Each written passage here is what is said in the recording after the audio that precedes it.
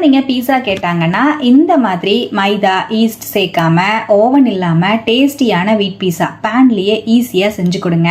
1 cup அளவுக்கு தயிர், 1 teaspoon உப்பு, 1 டீஸ்பூன் சர்க்கரை, 1 டீஸ்பூன் பேக்கிங் பவுடர் சேர்த்து நல்லா மிக்ஸ் பண்ணிட்டு அதே கப்ல 1 கப் அளவுக்கு கோதுமை மாவையும் சேர்த்து நல்லா மிக்ஸ் பண்ணிக்கோங்க.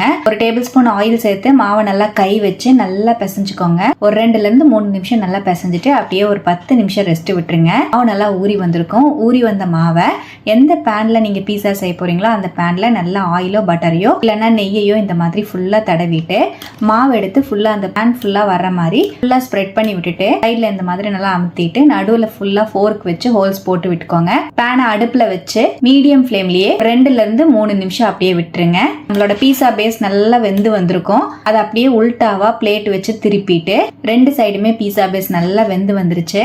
2 டீஸ்பூன் அளவுக்கு பீஸா சாஸை ஃபுல்லா வந்து ஸ்ப்ரெட் பண்ணி விட்டுட்டு தேவையான அளவுக்கு சீஸ் சேர்த்து கட் பண்ண வெங்காயம், கட் பண்ண கேப்சிகம், கட் பண்ண தக்காளியையும் சேர்த்துட்டு 1 டீஸ்பூன் ஆரிகானோ மேல சேர்த்து தேவையான அளவுக்கு சீஸையும் சேர்த்து மீடியம் ஃப்ளேம்லயே அப்படியே மூடி வச்சிருங்க.